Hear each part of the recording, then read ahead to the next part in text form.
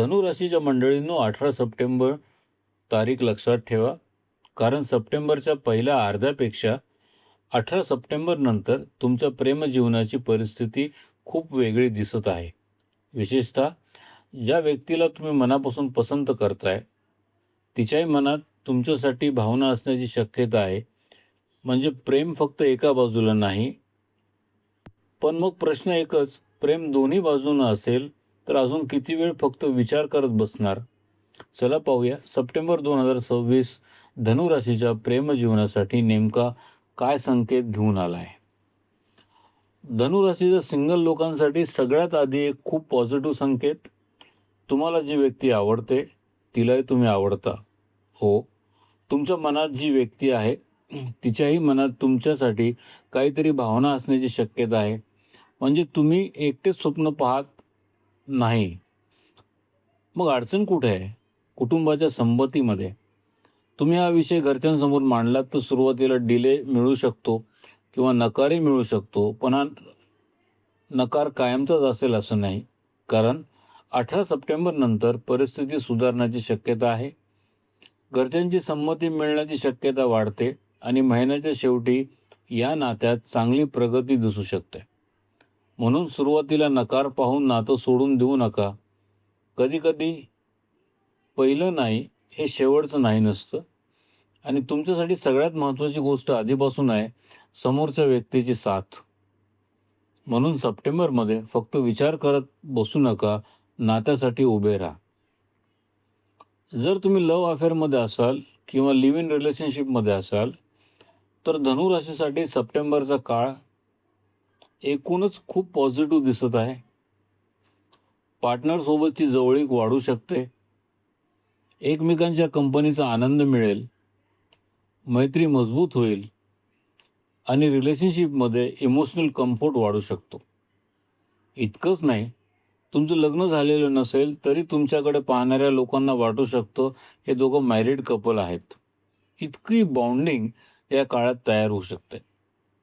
विवाहाचा स्पष्ट योग दिसत नसला तरी या रिलेशनशिपची जवळीक विवाहापेक्षा कमी वाटणार नाही.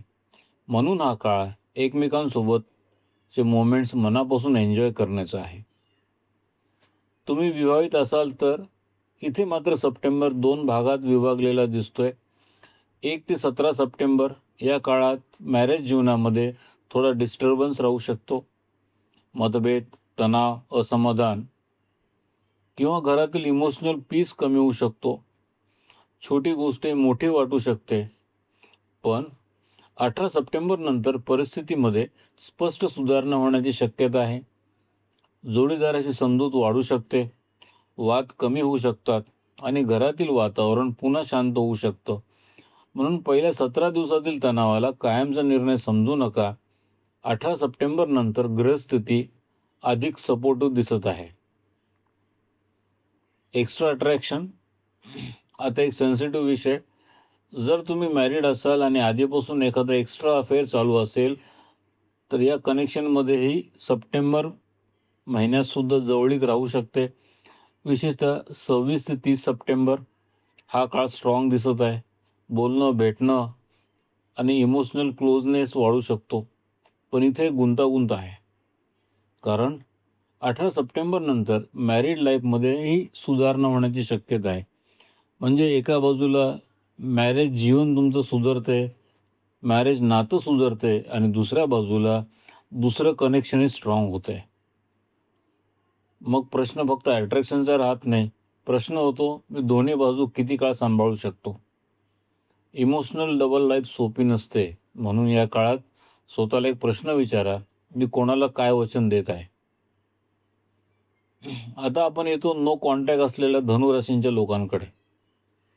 ज्या व्यक्तीसोबत कधी सगळं खूप सुंदर होतं पण आज ना मेसेज, कॉल, ना कन्व्हर्सेशन, फक्त आठवणी आणि मनात अजून एक इच्छा, एकदा पुन्हा सगळं नव्यानं सुरू व्हावं.